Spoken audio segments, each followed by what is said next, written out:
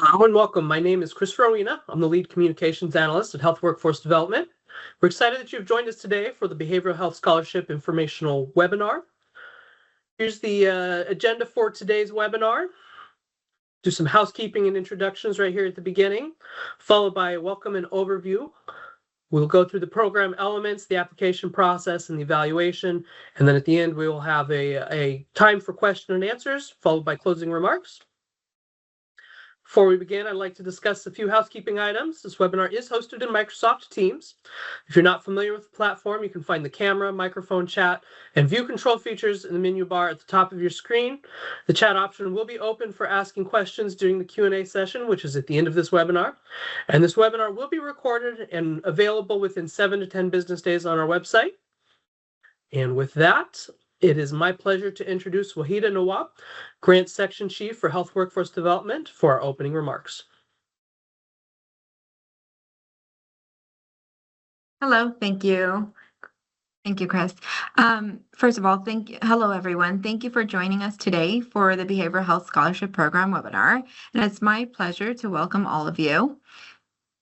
The Behavioral Health Scholarship Program, BHSP, aims to increase the number of trained behavioral health professionals providing direct care to underserved communities. And we know that behavioral health treatment can significantly impact quality of life and help individuals develop healthier coping patterns, so the stressors can be managed in more adaptable ways.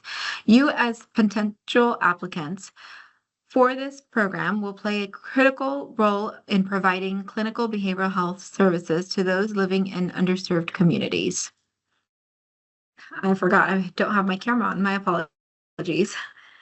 All right, so our mission here at HCAI is to expand equitable access to quality, affordable healthcare for all Californians through resilient facilities, actionable information, and the health workforce each community needs.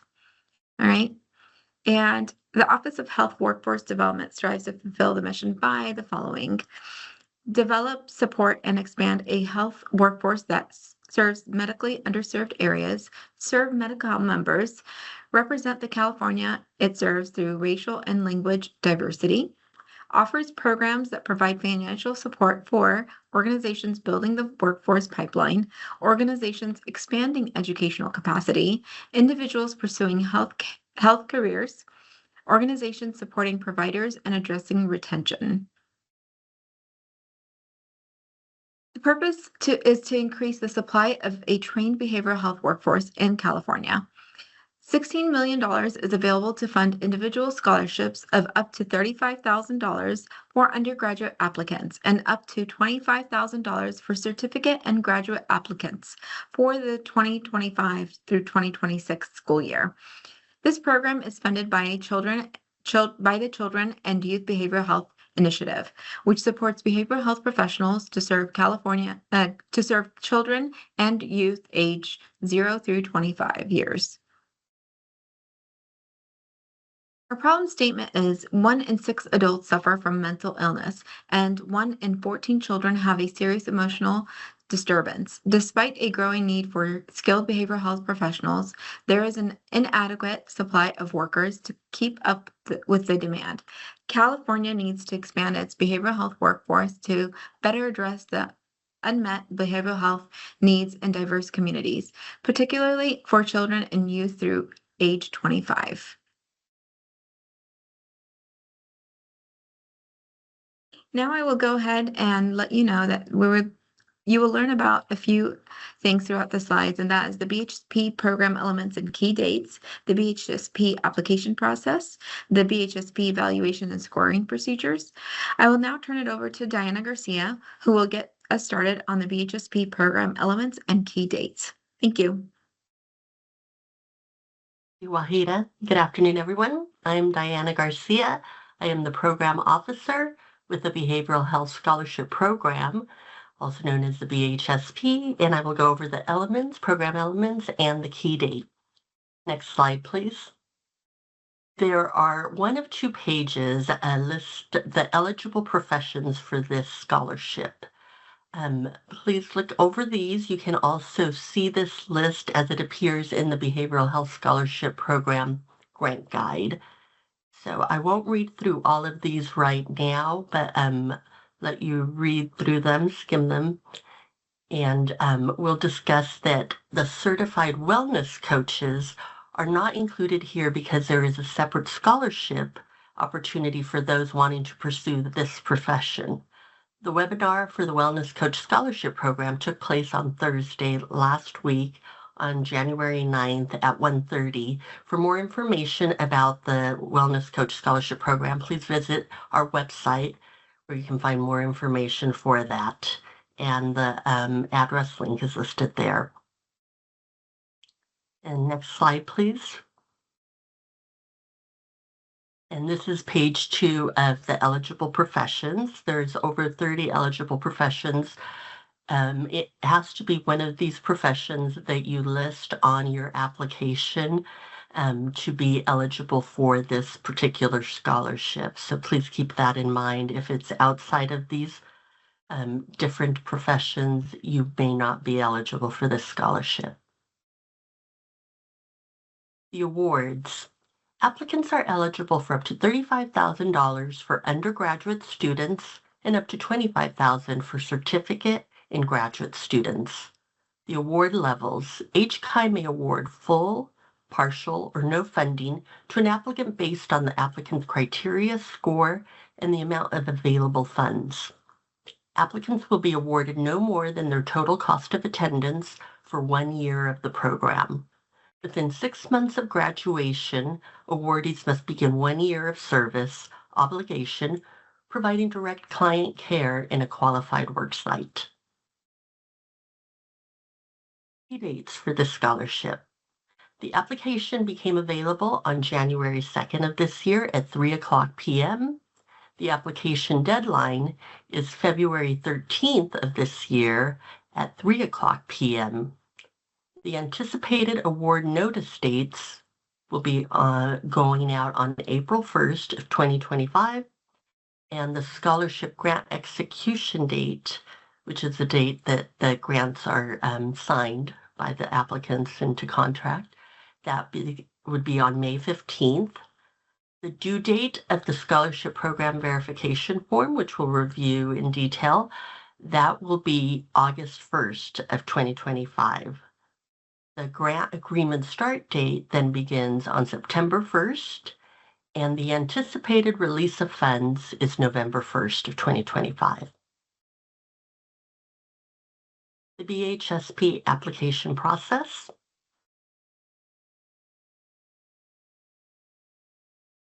There are 8 sections to the application. The components include, number 1, the general information section. Number 2, profile information. 3, contact information. 1 contact is required in addition to the main profile applicant. Number 4 is the educational information. 5 is professional information. 6, employment history. 7 is required documents. Please ensure that you use an acceptable file format or your application can be rejected. Examples of acceptable formats are JPEGs, Docs, DocX, and PDFs. And number 8 of the components is the application certification. The award amount, as noted above, undergraduate applicants are eligible for up to $35,000. The certificate and graduate applicants are eligible for up to $25,000.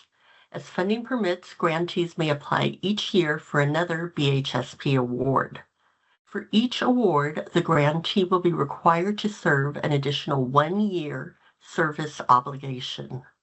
To remain eligible, the individual must be enrolled in a behavioral health certificate, associate, bachelor, master, and/or doctoral degree program and meet all of the other BHSP eligibility requirements.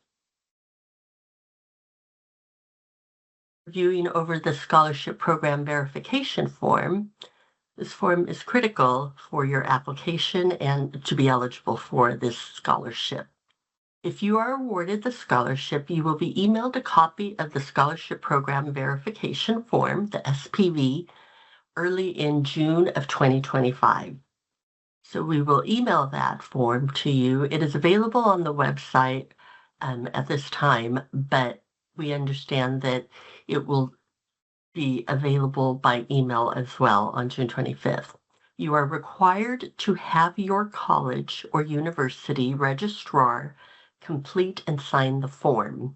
At the bottom of the form, there's a red section that's highlighted in red. That is where your college or university will complete their part to certify that you are an enrolled student in the 2025-2026 academic school year.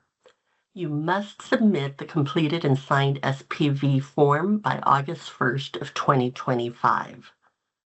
If you do not submit the SPV form by this deadline, we cannot guarantee any payment. Within the form, you will fill out, and the instructions are listed at the very top, but you will fill out your first name, last name, then you will fill out the school's information. This is the school that you will be attending for 25-26. And then you will put the degree that you are seeking for this scholarship, the program start date, and the estimated graduation date. You will also include in each of the sections noted your GPA, and all of this information does have to be verified by your school. And then in the bottom section is where the school completes their part, and it could be the school registrar or the financial aid office, but it does have to be completed by your school. Next page, please. The post-award and payment provisions. HCAI expects the grantee will begin performance of the grant agreement on the start date listed on the grant award documents. The State Controller's Office mails the paper check directly to the grantee's address on file. Please ensure that HCAI has your most current address on file to avoid delay in payment. HCAI cannot provide tax advice to grantees. HCAI are not tax professionals, and tax consequences may vary depending on the grantee. For this reason, grantees should seek professional tax advice. HCAI reserves the right to recover monies for a grantee's failure to perform service and other grant agreement obligations. BHSP evaluation and scoring procedures.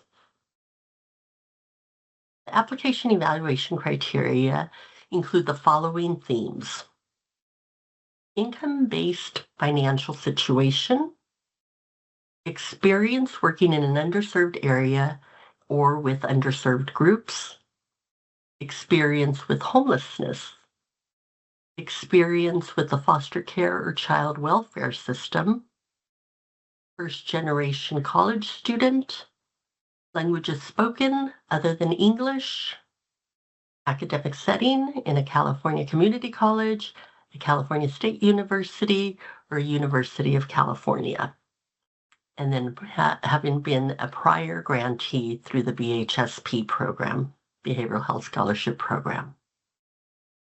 Next slide, please. The grant application resources. Please review the BHSP grant guide before starting the online application. Very, very important. Please review the technical assistance guide, the BHSP technical assistance guide, also noted in our website, before starting the online application. The online application is the 2025-2026 BHSP online application. For more information, please email us with any questions to Behavioral Health Programs.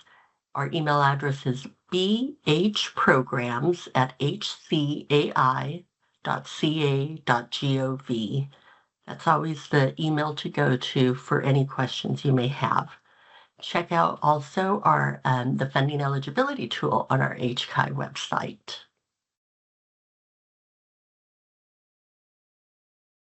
Thank you.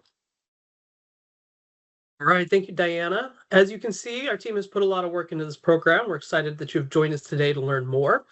We're going to transition to our question and answer session. The chat option should be now accessible up at the top menu bar, and you can start asking your questions in there. If for some reason you're unable to access the chat feature or you still have questions after the webinar, please email your questions, as Diana mentioned, to bhprograms@hci.ca.gov. Today we're going to answer all the questions in the order that they are received, and we'll do our best to answer all of the questions that you have. We've got a 90-minute webinar today, so we've got plenty of time to get to your questions, and let's jump on in. Okay, first question. Can I apply if I'm attending a private school? Yes, you may attend a private school, any school that is in California. It has to be a California-based college, university, or program. All right, thank you. Kayla asks, are applications reviewed in order of submission or at random? I applied last year, but my application still says in review. Applications are reviewed once they are all submitted after the deadline, but they are reviewed and looked at beforehand just to see if there's any issues that may come up that we may be able to resolve or any additional paperwork that might be needed from you. So please submit it as soon as you are able to. It's important to submit it, and then if you have any questions, please email us at the BH programs. Let's see. Next question. Sarah asks, as an LVN, do I qualify? May not be the profession as an LVN unless it is in the behavioral health sector, or the scholarship is specific to the BHSP is specific to behavioral health scholarship. And I'll let Anne from our policy add into that. The program generally does not support nursing other than psychiatric mental health nurse practitioners.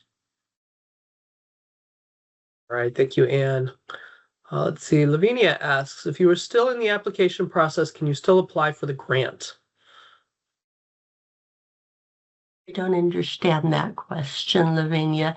If you are applying for the application, you want to submit it by the deadline in order for it to be made eligible for this scholarship. Feeling she's saying, talking about applying for school. Okay. Still applying for a program. So she's still applying for a program. Yes, if you have a program that you most definitely think you will be starting in the fall of 2025, but you have not yet received notice that you've been accepted or not, you can definitely still apply. Ultimately, it will be that SPV form, the Scholarship Program Verification Form, that certifies that you are enrolled in that program by August 1st. Thank you. And if for some reason that didn't answer your question, Lavinia, just go ahead and clarify in the chat, and we'll get back to that question.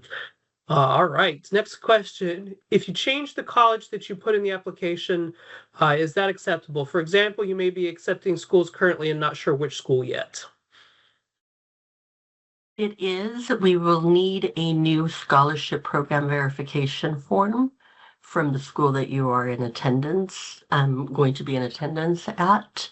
But it's important to also note that depending on if you are going to be attending a private school versus a non-public college, there is a difference in the scoring capability. So it's just important to keep us aware of where your school is. It does have to be a California school, and you do have to be enrolled in one of those professions, trying to obtain one of those professions in behavioral health. All right, thank you. Next question. I sent a question to the email and no one has responded from Desiree. Hey, Desiree, if you could email us again. We've been prepping for the webinar, and that might be why I haven't been able to respond to the questions. But you are welcome to email us again, and we'd be happy to answer your questions. Gloria asks, if I'm going to graduate from my MSW program in spring 2025, do I still qualify for this program? Not qualify for this scholarship because you will not be in school in fall of 2025 when it's the requirement that you be for the 2025-2026 academic year. So unfortunately, you may not qualify for this round. Right. Next question. What kind of work or field sites are available after graduating? It's a variety of available work sites, and those are listed in the grant guide, and it goes into detail. But if you do have any questions when you're applying for the positions, you can definitely, after you've been awarded, you can definitely email us at the BH programs to see if it's an eligible work site. Jennifer asks, can I apply again even if I was awarded before? You were awarded before, yes, you may apply if you are going to be in an academic program or enrolled in a program in fall of 2025. Next question. How many people can win this award? We have up to the $16 million available, so it could be up to whatever we're able to award out in scoring as well, eligible scores. That answers. Jackie asks, how do I submit application if my graduation year is over 10 years ago? I'm an adult NP. You have to be an enrolled student for the scholarship. So if you're not enrolled in an academic program, you're not eligible for the scholarship. You might be eligible for a different financial aid program, but the scholarship's specific to enrolled students. All right. Desiree mentions a little complicated or nuanced. I think that's referring to the email. So again, just to go ahead and resubmit that email and we'll make sure that we get back to you. Let's see, we've got great information. Thank you. We appreciate the feedback. Tamara says, hello, thank you for sharing this information. How do we access a list of potential employers for when it's time to fulfill the employment commitment? There is not a list of employers. There's a list of eligible employment sites that could be qualified sites for employment. So it is up to the applicant to seek those out, and you can check in back with us at the BH programs to verify if it is an eligible site. Right. Alex asks, when can we start fulfilling the year of service? While we are accumulating hours for licensure or only after being licensed? Only after being graduated, only after you have graduated from the program does your service obligation begin, and it would be for a 12-month period. So if you've been working prior to that, unfortunately, those hours are not credited until after your graduation, and then for 12 months from that point on. There's no problem with somebody working towards licensure as a part of their service obligation, correct? Perfect. All right. Crystal asks, if we are granted this scholarship, will we receive a tax form at the beginning of the year? You will receive a tax form from the state of California, HCAI, for the year that the check was issued for you. So if the check is issued in 2025, at the end of 2025 or at the beginning of 2026, when you file your taxes for 2025, you'll receive the tax form from HCAI. All right, let's see. Next question. How are direct services defined? If my role is a supervisor of a behavioral health program, also do I have to be enrolled in a school when I apply? I'm going to let someone from policy talk a little bit about the direct services, but you do have to be enrolled in order for the eligibility for the scholarship. Hi, this is Ann again. So to clarify, yes, it does cover supervision, work as supervising direct service providers. And if you're not enrolled, you have to be planning to be enrolled before you can accept the money. All right, thank Chris? you, Ann. Yeah, go ahead. Hello everyone, this is Clinton. I'm a program manager over this. If we could we scroll back to page 18 to show the scholarship verification form? Because there's a lot of questions that seem to be on this subject here.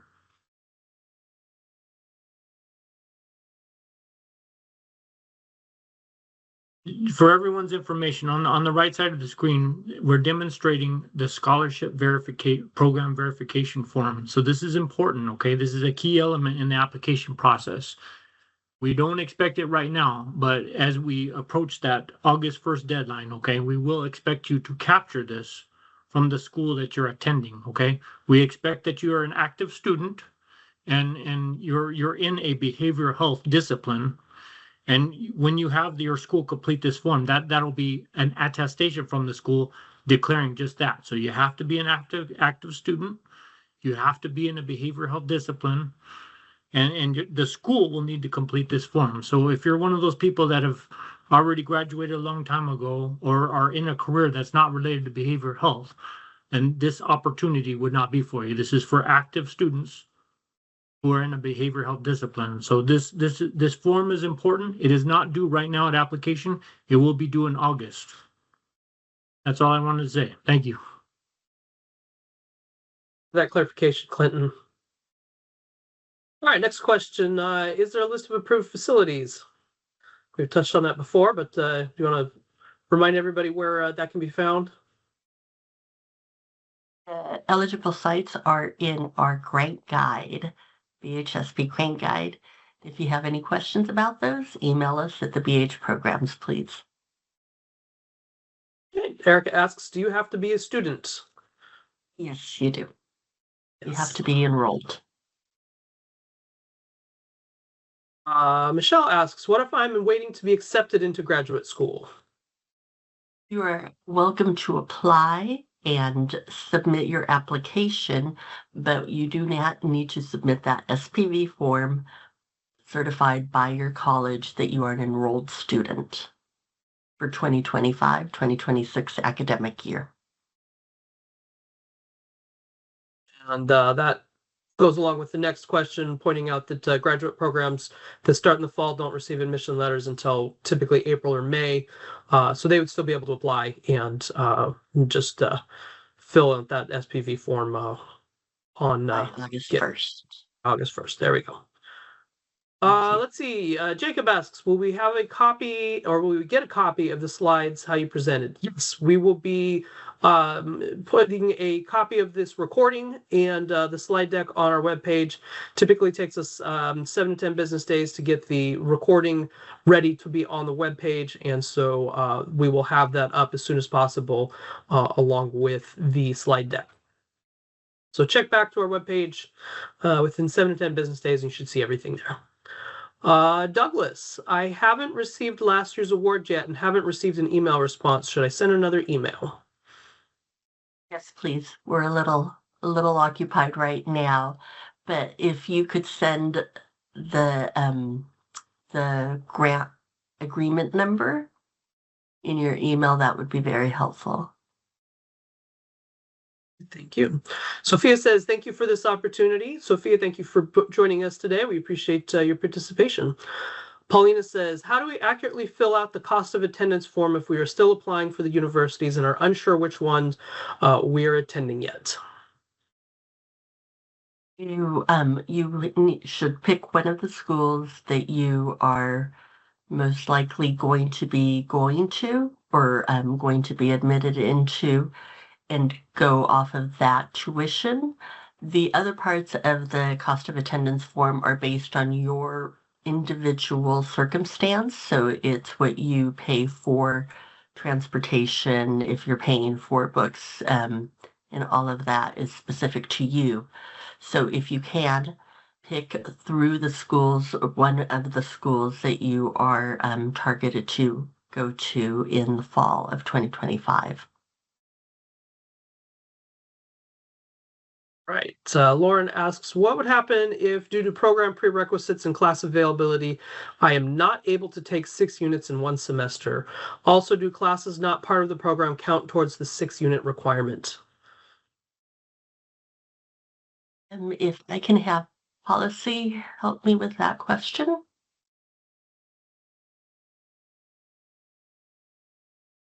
Howdy. Please repeat the first part of the question. No, I got it, Ann. I got it. Okay. Sorry. So the 6 units, that's over the whole course of the year. That's not, but actually, no, that is within a semester. So I don't know how you wouldn't be able to sign up for 6 semester, like units in a semester. So like, if you're in a normal college, that's about half time. So a normal full-time student, a full-time load's about 12 units.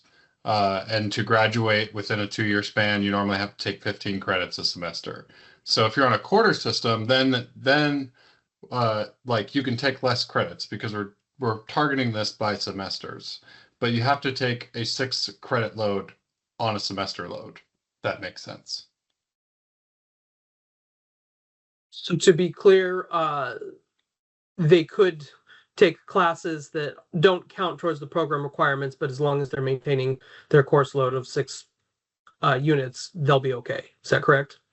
Yeah, it's not just things within the, like, if you're in a social work program, it's not just social work classes. So as a part of a social work program, you'll take like English because you have to get your gen eds. Your gen eds count. Anything that's taken at your college counts toward that 6 credits that you have to be enrolled in. This is Clinton again, the program manager. Just to throw this out there. So if you're asking about the consequence of that, that is the expectation of this grant agreement is we're not giving away money for free. We're looking to expand the health workforce. And so if you're not fulfilling the obligation, then you would technically be in breach. And the problem with breach is that you may be subject to having to pay the money back. So please be careful. If you're not in a position to take your 6-unit credits, okay, that would be a breach. So if you're in that position, you may want to reconsider applying for it, or if you are awarded, not cashing that check and declining it, because you don't want to put yourself in a bad position. Thank you. All right. Thank you for those clarifications. Next question. Does working as a CNA qualify as work experience that can be considered for this scholarship? It does not if it's not direct services in behavioral health. And it has to occur after your graduation from your behavioral health program. Rhonda asks, is this for the school year starting fall of 2025?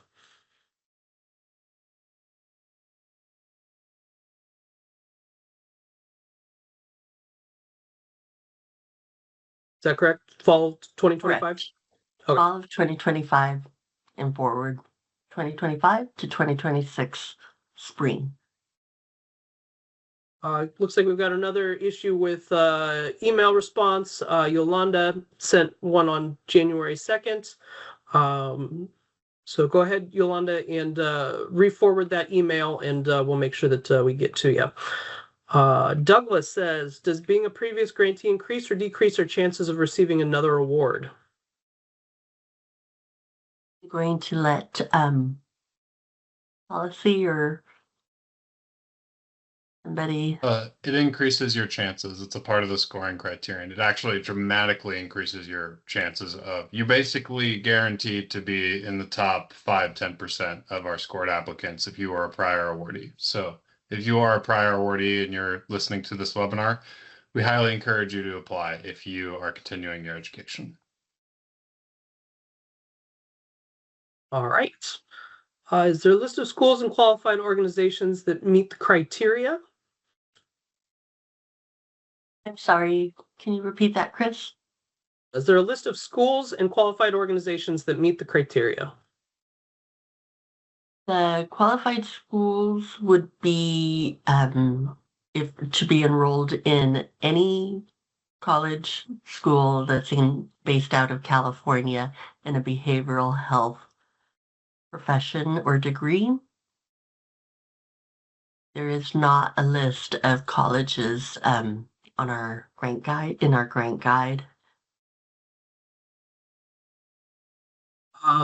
Next question. If I do Hey, not comply, oh, Let me, go ahead, before Ann. you go on, Chris, Yeah. let me articulate a little bit more about that. We do recommend that you consider accredited universities and colleges in order for your degree to be recognized by employers. They often require that. And on page 5 of the grant guide is a list of qualifying organizations for you to do your service obligation in. Ann. And to clarify, it's types of organizations, not specific organizations that we list in the grant guide. Correct. All right. Next question. If I do not comply with the terms of the agreement, I need to repay funds with interest. What is the interest rate? would be dependent on what the contract states at the time that you, and what the circumstances are. They have to be reviewed by leadership if you do fall into breach. But we don't have the specific information on how much you would have to pay back specifically. I will add that the interest rates are quite high.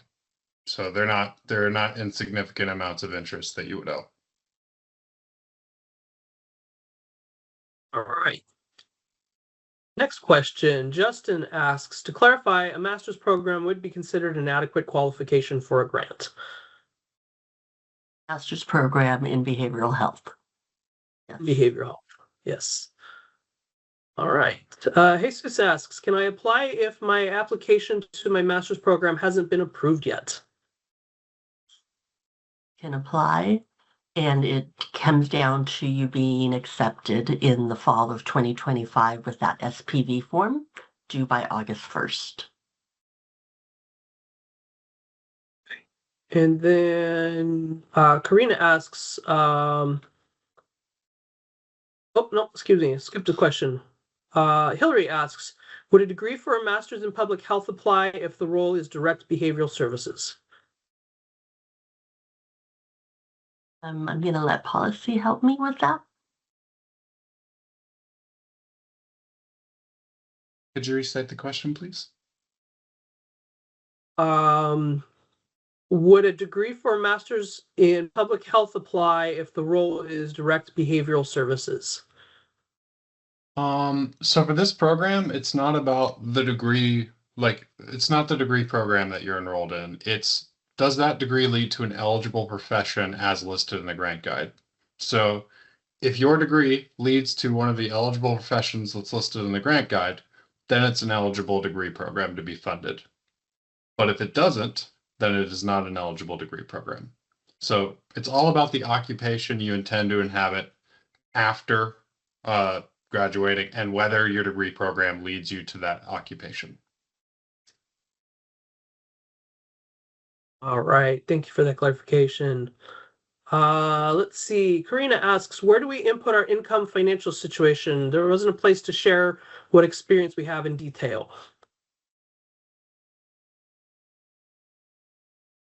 I believe, depending on what is asked question by question in the application, but if you have any questions specifically, if you could email us, we could go over it more in detail with you.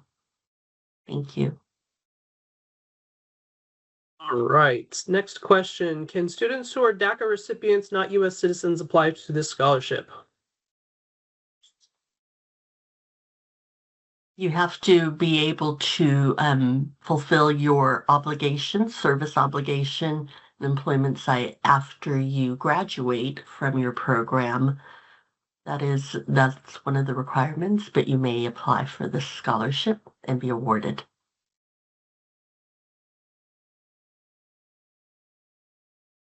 All right, thank you.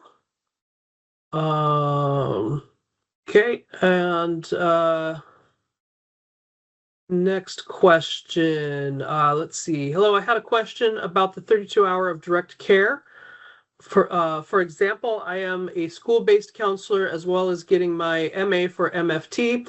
I work 5 days, 40 hours a week, and our school does not receive enough referrals for 32 hours of direct care. Thank you.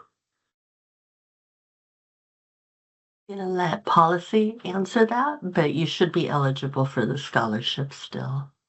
Yeah, I'll push that over to Anne actually.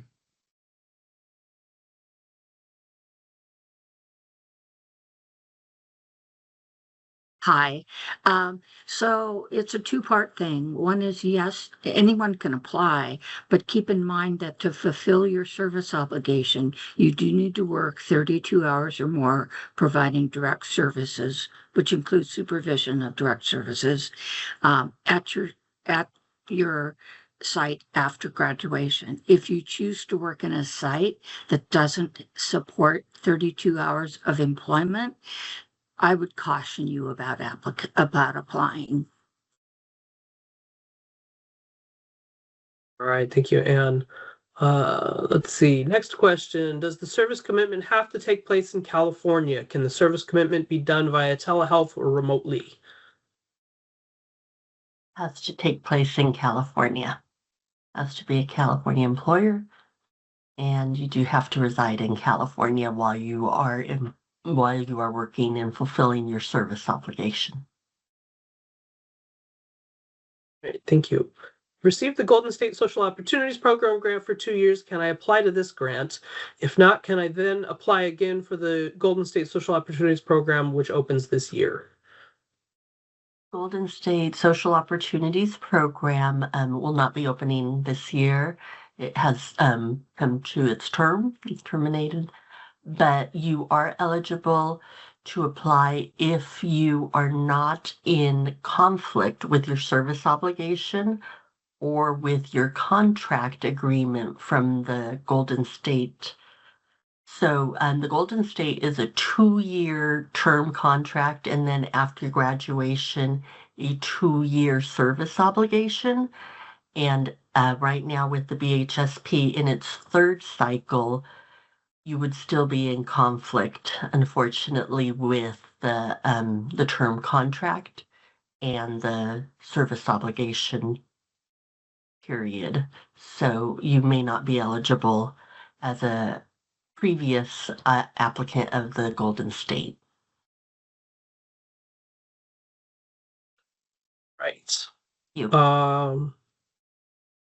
Kara asks, does a master's in ABA student qualify if I'm going for a BCBA certification?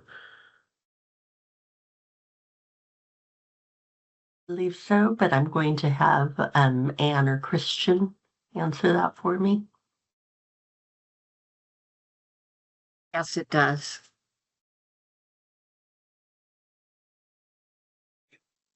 Next question. Could I decline before actually receiving the grant with no punishment? When is the deadline for decline? You may, you will be informed of when the deadline is at the time of being awarded. This is Clinton here. One more time.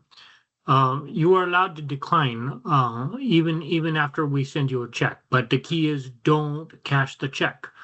So you only have to worry about consequences if you actually cash the check.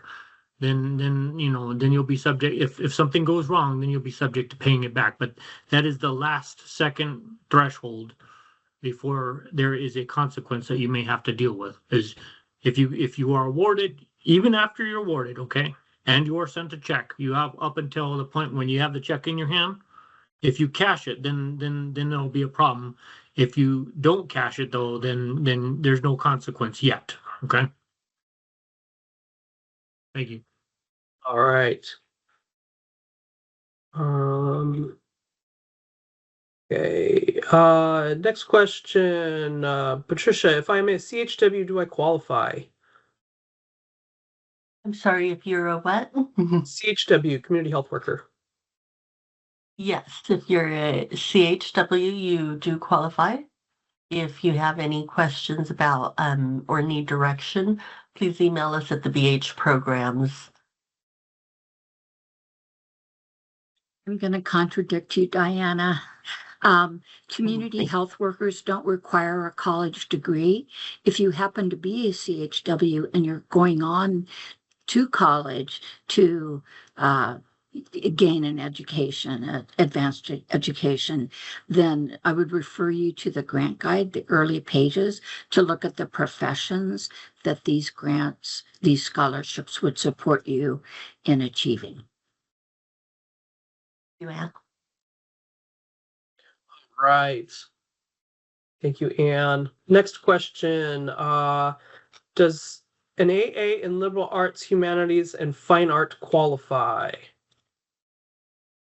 It may not qualify if your profession, if your ultimate profession is not in behavioral health. That's what the SPV form that has to be verified by your school is that you're going to be headed towards that profession in behavioral health, and your school is certifying it. Right, thank you for that. We appreciate everybody's questions. These are great questions. We still got plenty to go, and we've got plenty of time, so we're going to keep rolling here. Next question. Can you define underserved communities for the service commitment? Let Anne or Christian help me answer that. We extensively define that in the grant guide, so I would just refer you to eligible settings for the service obligation in the grant guide. Right. And let's see. Next question. Can I work as a school psychologist in a private school? What about a case manager in a homeless shelter? You may not in a private school. It could be a public school setting as a school psychologist, and as a case manager in behavioral health. That does have to be verified on your employment verification form after your graduation. So it does depend on how that form is completed by your employer, that you are working in behavioral health up to 32 hours of direct service per week. All right. Let's see. Next question. I know we've answered this one already. How many applicants are chosen for the scholarship each year? We have 16 million available, and depends on how far the money goes, but we have 16 million worth of scholarships to hand out. Melissa asks, can we apply to both scholarships, behavioral health, and CA wellness coach? Great question. Yes, you may. Yes, you may. All right. I can't find MSW program in the application. Which program should I choose? MA? I think this is referring back to an earlier question. And it might also be the actual application itself. So it would be picking your MA would be sufficient in the e-app itself.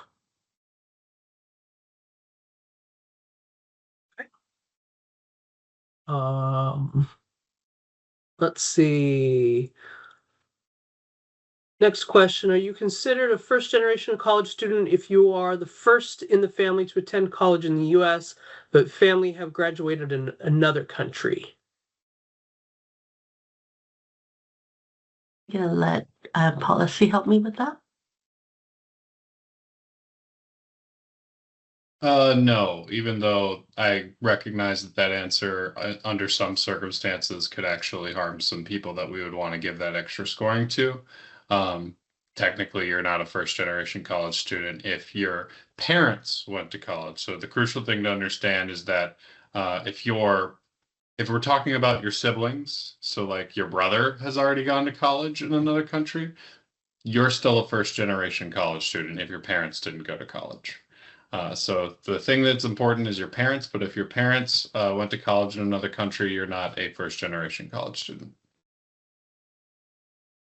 All right, thank you for that clarification.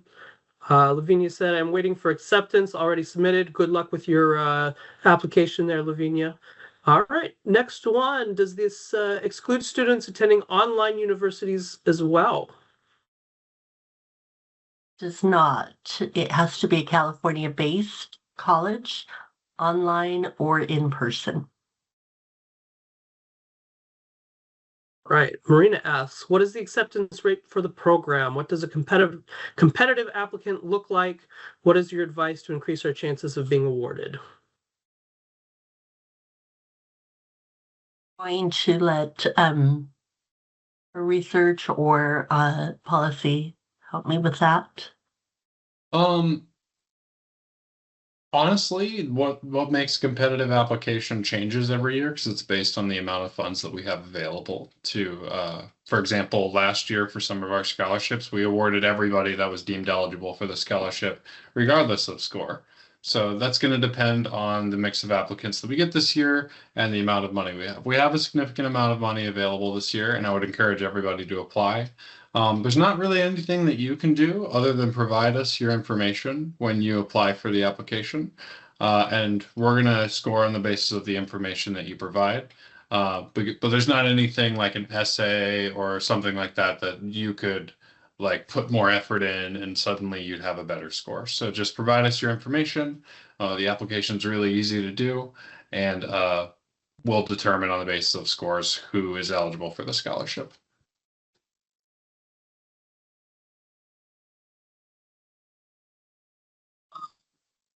And this next one is I'm in sorry. reference. Go ahead. Sorry, Jessica Feifeld Research. I just wanted to echo what Christian said. For those of you that applied for other scholarships, a lot of time there can be a lot of effort, just a lot of mental energy, particularly when you're in the midst of school work, all the other things. I think that you might find that this would be the easiest application that you would submit, and that the payoff will be well worth it. We can't guarantee, obviously, of how many people we will fund, but it breaks our heart to see money that could have gone to somebody because they didn't apply. So I cannot encourage you enough. There is no big essay, as Christian said. There's not a lot of convoluted paperwork. You're going to fill out some pretty straightforward answers, and we're going to try to support as many people as we can. So just encourage you, increase your chances by applying. Absolutely. Thank you, Jessica, for that. All right. Let's see. This is in reference to a question earlier. I already submitted the application. Could I still modify for that? I think that refers to the program. This goes back to I can't find the MSW program in the application. Which program should I choose? MA. That was the question on that one. Yes, if there's any questions that you have, please email us at the BH programs and explain your situation, and get an answer from us via the email, and we can allow you to go back in and update your application and then resubmit. But it's very important that once you submit, you are certain with all the information, because it's a lot of process for you to be able to go back and make those changes. But if needed, please email us and we can help you with that. All right. Let's see. What is the required paperwork that is needed to be submitted with the application? It's going to be available to download from the application. So it would be the cost of attendance form. And then by August 1st, it's that SPV form, the scholarship program verification form. You'll need to upload your transcripts and any conflict of interest letter if you have previously been employed with the state of California or an entity with the state of California, And I think the other form that might be required is a deferment letter. That's also available on there. So everything that you would need to upload, except for your transcripts, is available for you to download from the application and then upload back into the application and submit. All right, thank you. Let's see, next question. If I will be attending 2 different colleges, community and a 4-year, can I apply for the grant and use the funds for both? Will there be 2 SPV forms? You may not be enrolled in 2025, 2026 into two different schools. It's a school that you will be enrolled in for the 2025, 2026 academic year. I don't know how you would be enrolled in 2 schools at that time. If anybody can answer.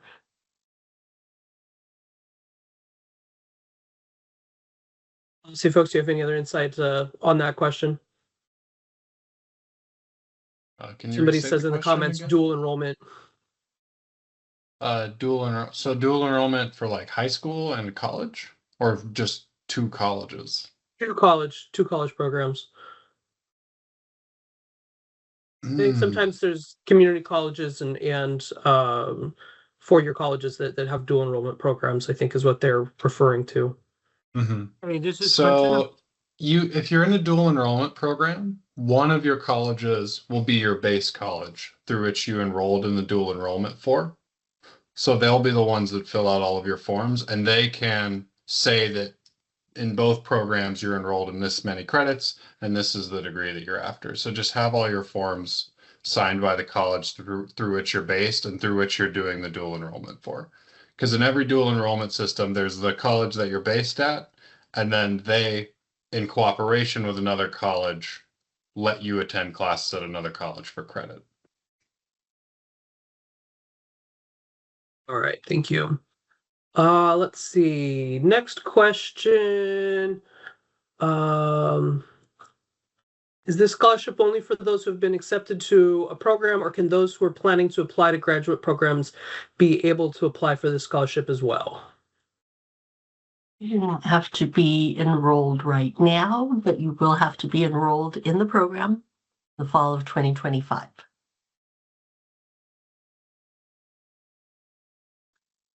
Let's see. Janelle asks, if I am an LVN currently working in an inpatient psychiatric facility and going to graduate with my RN BSN in August, will I qualify? I saw this on the guide that the graduation date cutoff is 8/15/25. I will graduate 8/17/25. You will not qualify. The graduation from your program has to be in the 2025-2026 academic year. You're not graduating in the 2025-2026, or you're graduating before then, so you would not be eligible for the scholarship. Right. Ethel asks, after being granted the scholarship and asked to work for underserved communities for a full year, how will be the work schedule and if there's a choice to combine direct care and telehealth care at the same time? If I could have policy answer that. I didn't understand that. I'm sorry. So I will say that like you can deliver direct care via telehealth. Like there's not this like telehealth isn't direct care. So you can, if you're like counseling somebody or delivering care through telehealth, like that counts as direct services even though you're not standing right next to somebody. The distinction there is that for direct services, you're working directly with a client. There's some client and they have some issue that's going on and you're serving them directly, whether that's through telehealth or in person. So that's the distinction that's important there. And I think there was another part of the question that I missed. Let's see. How will be the work schedule and if there's a choice to combine direct care and telehealth at the same time? So the work schedule will be where whatever eligible site that you work at. That's going to be determined by them. But as I said before, you can work telehealth and deliver direct care. All right, thank you. Jennifer asks, will we receive help finding employment in the listed areas when we are ready?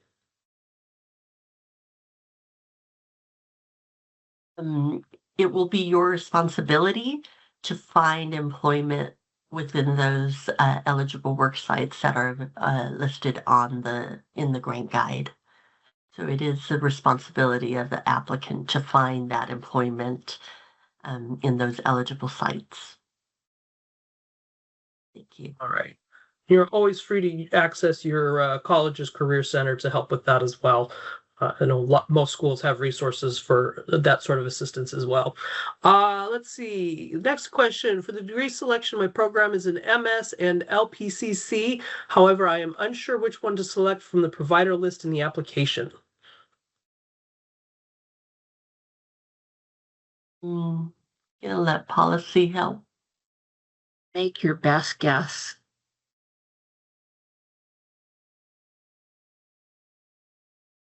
Let's see. What if I apply for other stipends? For example, Title 4E Child Welfare. Can I still apply for BHSP? Anne or Christian? I'll address this. Technically, you can, because Title 40 is predominantly federal funds and our money is state dollars, but you cannot apply for another program that is state funded. Anne? Monica asks, I received the Golden State Scholarship last year and now I'm applying for the Behavioral Health Scholarship, and in the application it is asking me to sign a deferment letter. I currently work at a nonprofit and have no plans on changing my job. Do I have to sign it?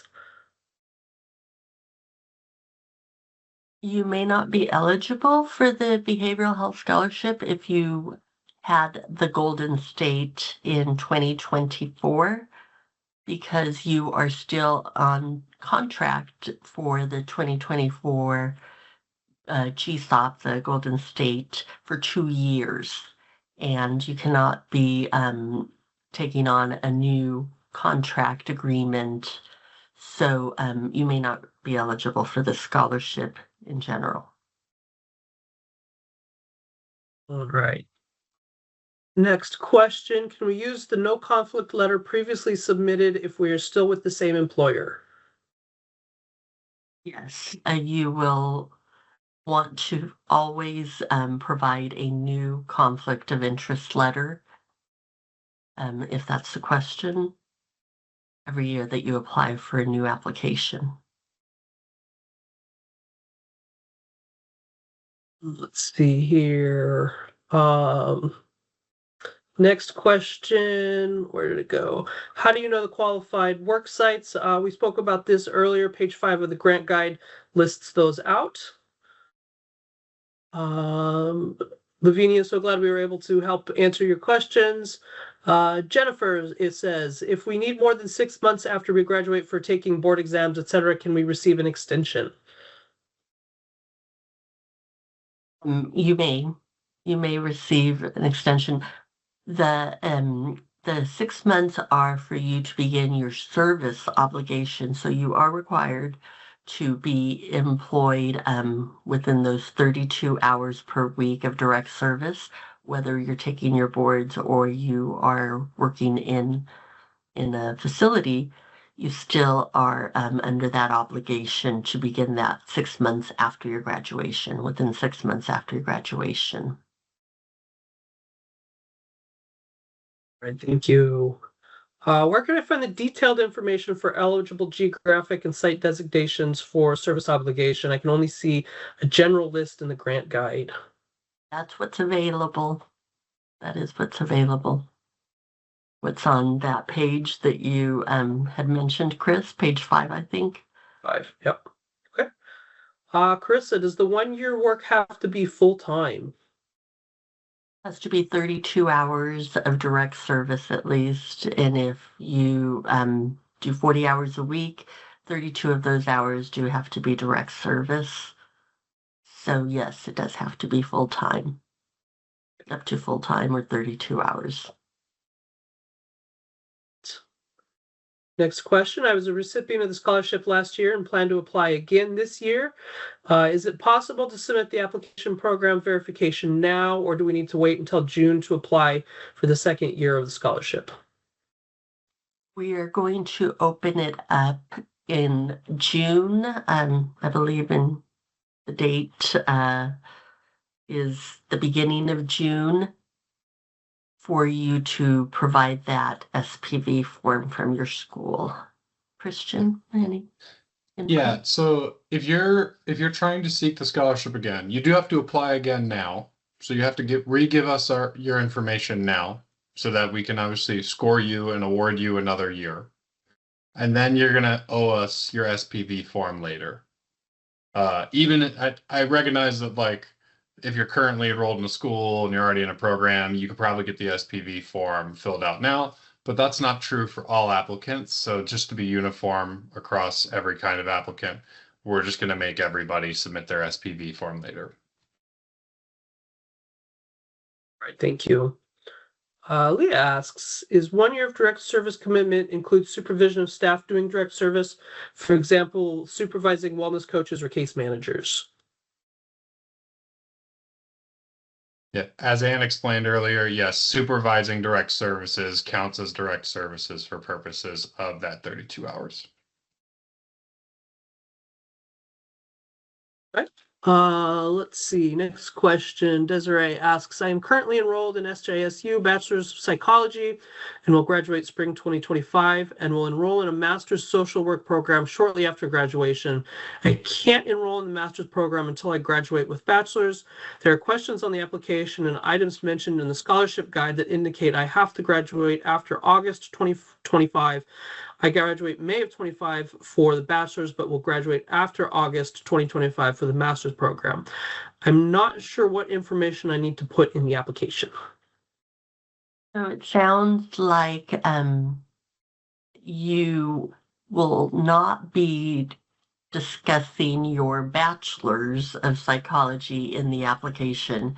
You need to be discussing the program that you're going to be enrolled in if it's your master's.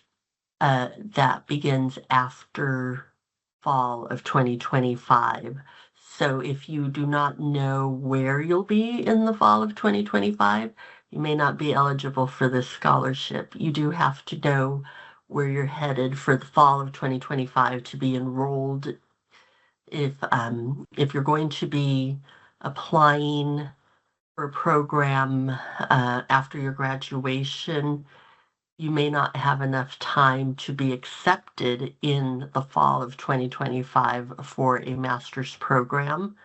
You'd have to wait until the winter period the next year, or 2026, and that may be too late for the eligibility of the scholarship. So you may not qualify if you do not have a firm idea that you're going to be enrolled in an eligible program in fall of 2025. I hope that makes sense. All right, thank you. Dayana asks, if I just started school, what should I put under GPA? My term won't end until March. You will be providing your GPA from your current term, but you're going to be providing your transcripts, your last transcripts from before. So if they're from high school, we'll take those, but we'll take any of the unofficial transcripts if you have it from your current school to upload into the application, please. All right, thank you. Johnny asks, if I plan on going to a master's program later, do I put that on the application question or do I put down the BS program enrolled in? On what you're enrolled in the fall of 2025. If you're in your bachelor's in the fall of 2025, you have to be in the program for the whole, or for the academic year of 2025 through 2026. If you're going to be in your master's in 2026, the scholarship is not for your master's program then. It's whatever school you're going to be enrolled in the fall of 2025, that's what you're going to put on the application. Marina asks, if we applied for multiple schools and we're waiting to hear back, would you recommend listing our top choice school? So yes. Yes. And Carissa, do you have to a graduating student? Because the website says you need to be graduating. Assuming you have to be a graduating student. You have to be an enrolled student in fall of 2025. That's all we can say. All right. And Jennifer asks, can I apply even if I have graduated and now just working in an underserved community? I graduated in 2023. Not for the scholarship. The scholarship's for enrolled students at the fall of 2025. There are other available financial aid programs that you can look at on our website, but for the scholarships, it is for enrolled students. All right, thank you. Let's see. Where can we find the areas for which we must work or serve to meet the requirements? That's page 5 of the grant guide. Next question. Let's see. I am doing nurse practitioner in mental health from Walden University. It's online university based in Minnesota. Will I be qualified for this scholarship? Fortunately, no. No, it is not a California school, online or in person, so you would not be eligible. If private school versus public school affects your scoring, which one gets the better score? The public schools get more points than the private schools. Okay. Let's see. Do we start our year contract after graduation, or can it be during our schooling if you work at a K-12 setting as a mental health school counselor? It has to be after you submit your graduation date verification form. So it has to be after your graduation. That's when the credit towards your service obligation begins, only after then. Lauren asks, if I've worked as a student worker at a California community college and private university, do I still upload a conflict of interest letter? Yes, please. It's important to, if there's any question that you should provide a conflict of interest letter from your employer. And if you're currently employed with them, it would be signed by your employer. The templates within the application explain whether it's a self-attestation or if it has to be from your employer if you're currently employed. This is Clinton. I want to add to this here. If you're in that situation where you have worked for the state of California, either currently or you have in the past, okay, we strongly recommend that you send us a conflict of interest letter to explain that relationship. If you do not do this, this can result in a delay of you getting your payment. If you are awarded and are sent a check, or potentially will be sent a check, this will delay you getting your payment because the state of California needs to reconcile that before it actually issues you a check. So if you worked at any point in your career for the state of California, even if it was a temporary basis or as a student assistant or whatever, if you ever got a check that came from the state of California as a result of your work, please compose a conflict of interest letter and attach it in your application. It's very important you do that because you do not want to be late in getting your check. Thank you.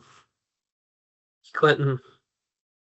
All right, next question. Is April 1st the date when we are informed if we have been approved for the scholarship?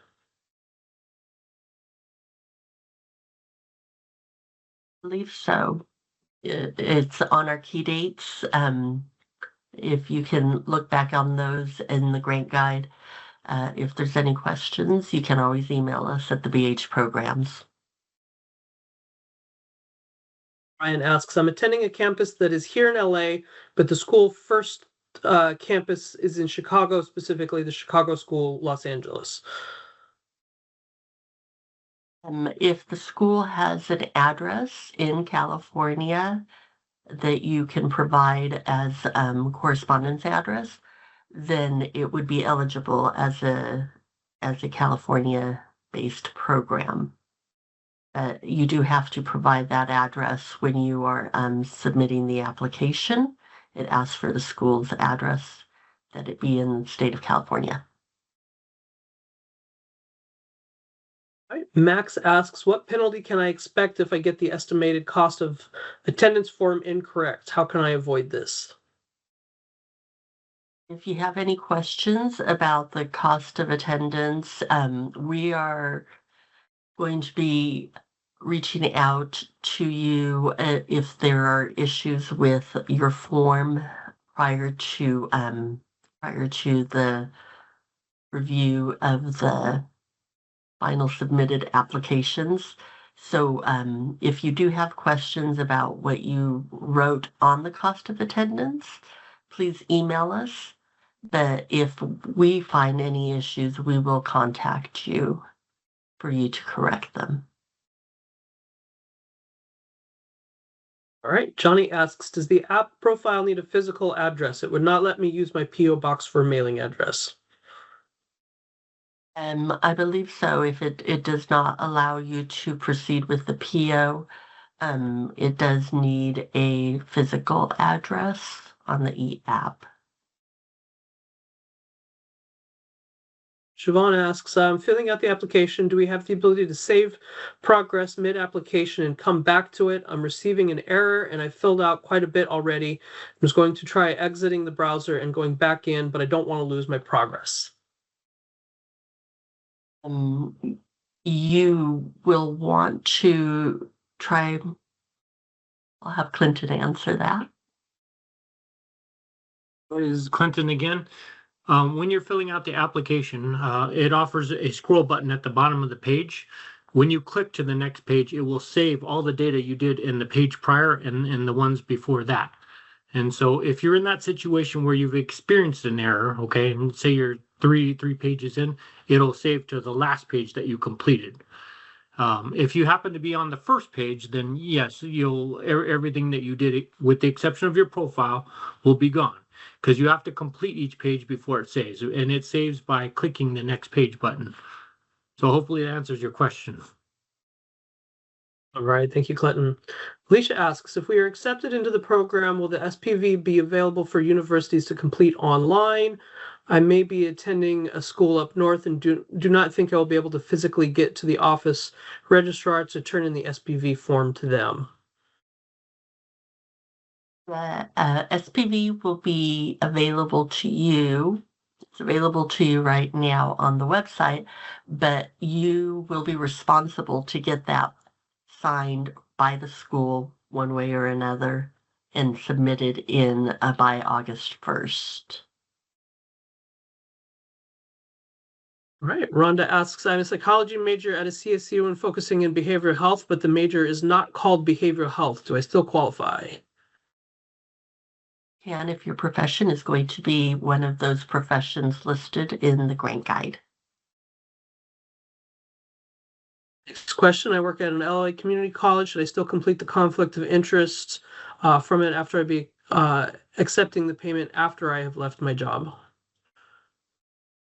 Because you had a history of working for a California community college, so it's important for you to complete a conflict of interest, and the template would show you if it's something that's just a self-statement that you would write that you had been employed through the state of California or through an entity through the state of California.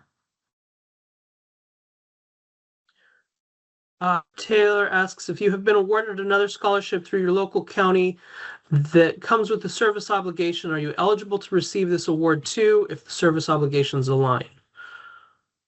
You are not eligible. That would be in conflict if you have already accepted another contract agreement and service obligation for you that must be completed after your graduation. So it would not be eligible for both.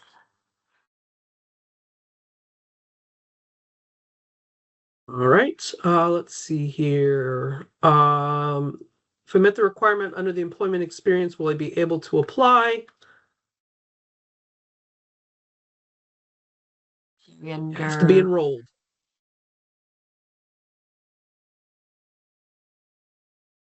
Let's be enrolled. Yeah, have to be enrolled in a program. Let's see. Jennifer Carhart asks, school psychologists are often working in K-12 education settings. Is this still possible for these students in these types of training? For the service obligation, yes.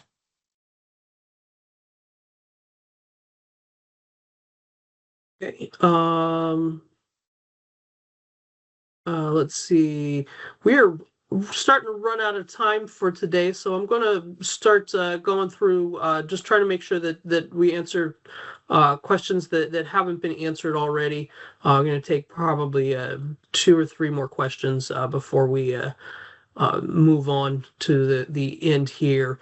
It was mentioned that for the nurses, the program is for NP students only. For Bachelor of Nursing and BSN undergrad students, are we not eligible to apply? I'm going to let Anne or Christian add in on that, please. Could you repeat the question? I'm so sorry. Let me it go was ahead, mentioned- Christian. Okay. Thanks, So Ann. the question is, why aren't we covering nursing? Because a nurse can practice in multiple areas of service, may or may not be behavioral health, and we're specifically preparing people for work in the behavioral health space. Right.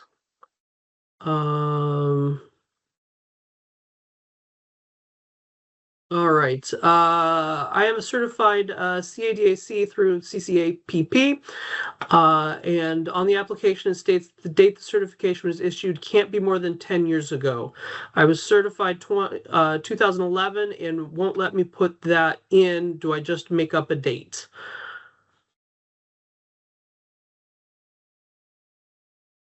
I'm going to let Anne answer that question, please.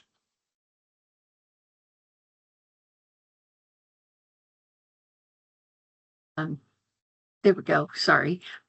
Please email us the details so that we can look into what you're asking.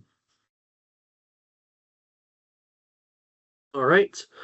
I'm going to take one more question and then we do have to move to our closing statements here. Let's see here.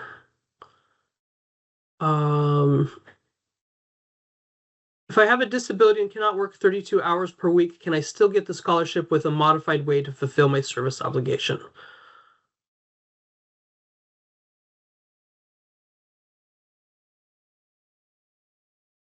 Recommend you email us your details so that we can look into that. Thank you.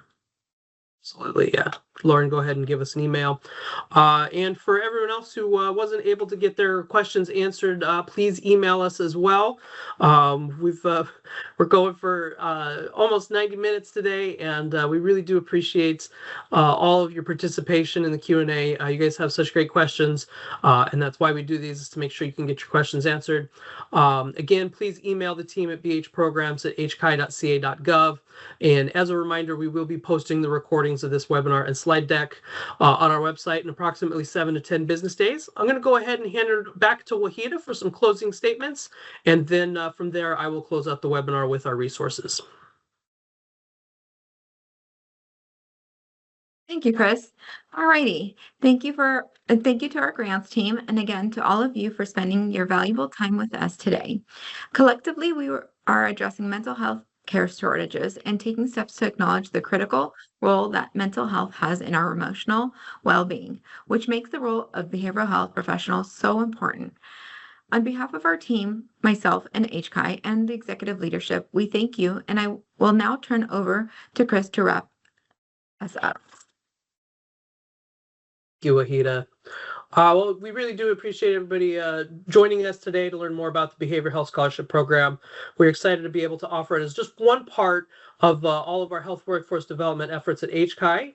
And we highly encourage you to look at our website if you have not already, and also follow us on all of our socials. We would love your interaction and engagement. Also a great way to stay up to date on the things that we're doing. Speaking of staying up to date, if you have not already, please go ahead and sign up for our monthly newsletter. This is the best way that you can stay up to date on all of the things HCAI workforce related. You're going to go to the website here and make sure that you click on one of the boxes that says Health Workforce, and you will be added to that newsletter. If you do need to contact us, we've already mentioned bhprograms@hci.ca.gov. That is the best way to get a hold of us, and we will answer your emails. Please understand when we're running these programs, we do get high volumes of emails, but we will get to everybody. You can also call us at 916-326-3700. But again, the email is going to get you a faster response. And so with that, we thank you. As a reminder, the application cycle closes February 13th at 3 p.m. So please make sure you get your applications in before that. Email us bhprograms@hci.ca.gov. We'll say it one more time just to make sure it gets through. Thank you so much, everyone, for attending today. With that, we conclude today's webinar. We hope you have a wonderful day.